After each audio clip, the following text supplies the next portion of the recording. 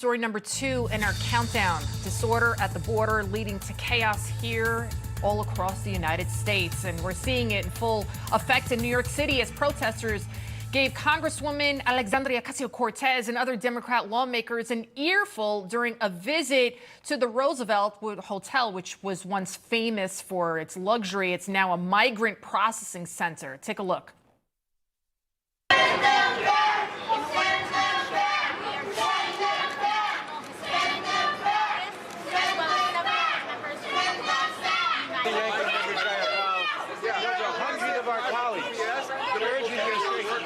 They were being drowned out by protesters saying close the border, and similar protests have also taken place in Staten Island and Brooklyn. Those are 2 other boroughs here in New York City.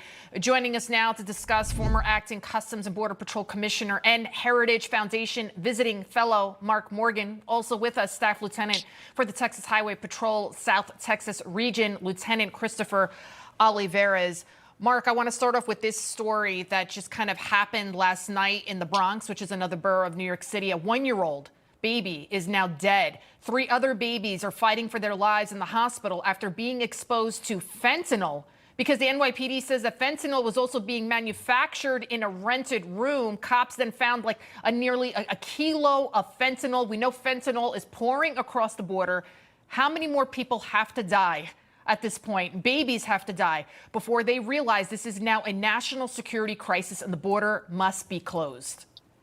Lydia, that's the question. And I tell you, this administration, the number of bodies that are piling up, both on the U.S. side, on the Mexico side, is completely irrelevant to this administration. It's not driving them to change any of their policies. They're actually doubling down and tripling down on their open border policies. But Lydia, this is very important because it's not just about illegal aliens coming into the United States where the taxpayer dollars are having to fund their existence. It's much more than that. It's what the illegal aliens cause at our border. That pulls very limited resources off the front line. The border goes unpatrolled, unmanned. The cartels literally gain operational control over the cartels, over the border. Will they exploit it? Where? Drugs are pouring in. Criminals are pouring in, and potential national security threats are pouring in. And they're not just coming in to the state of New York. They're coming in, as you said earlier, to every state in this country. That's why we say this is about border security, which is synonymous with our nation's safety and national security.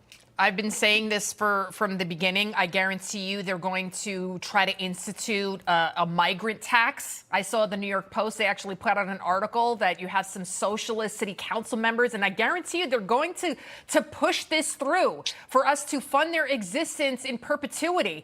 Now, Lieutenant, the war of words between Texas Governor Abbott and New York City Mayor Adams, it continued this week.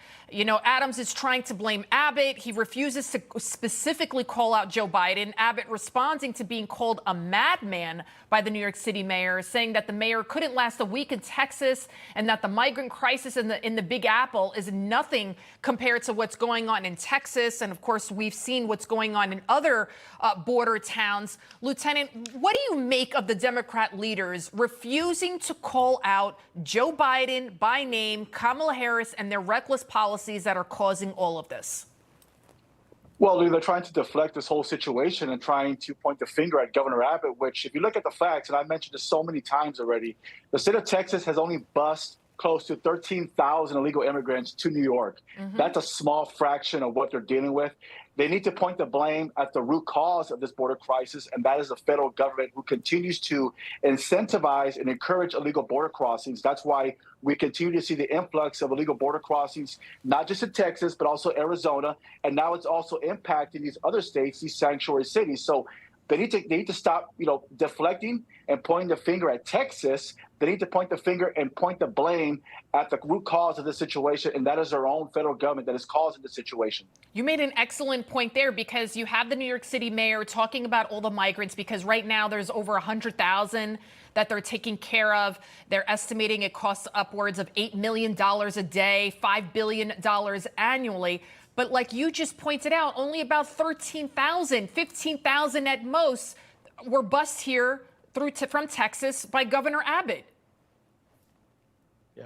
Right, Leah. So that's why. I mean, we look at the 2.5 years that we've been involved with this border crisis. The majority of these illegal immigrants want to go to New York, but yet There has never been any type of acknowledgement or outcry or outrage. The fact that the federal government has been busing and flying these illegal immigrants from day one when this border crisis started, that's what's causing this influx in New York. But yet they're quick to point the finger at Texas when Texas is dealing with a much larger problem, not just in terms of mass migration, but also the criminal activity that's taking place. We are at the front lines at the river dealing with this crisis head on. Not only that, but dealing with the criminal activity, the Mexican drug cartels, the drugs that are pouring in across our borders, human smuggling. So again, what's happening in New York is not really a concern to me as a Texan. I'm more concerned with what's happening in my state because right now we are at the epicenter of this border crisis.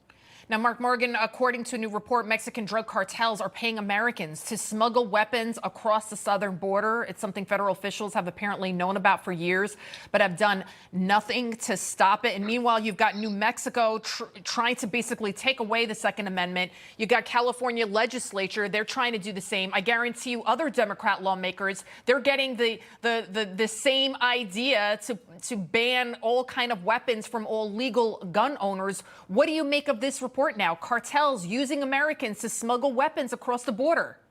Yeah, Lydia, we have known about this for a very long time. Now, what I will say is the U.S. government, we have known about this and we have been doing things for a very long time. But again, this is another cause and effect of the open borders. This is another cause and effect of when you incentivize millions and millions of illegal aliens. Again, Border Patrol resources, law enforcement resources are pulled off their front lines. They're pulled away from their law enforcement investigative work, away from their national security work, where they're relegated to administrative tasks to process and release illegal aliens. Lydia, right now in Arizona, the Border Patrol agents have been told, stop doing enforcement action. Get away from the border, get back to facilities to process illegal aliens to avoid the bad political optics of overcrowded facilities. What happens? Every aspect of enforcement goes down the tank. We no longer have the ability to stop drugs effectively, criminals effectively, national security threats effectively, or weapons going southbound into Mexico, which for the cartels is better than the U.S. currency going to the cartels. Everything is negatively impacted when we open our borders up to illegal immigration.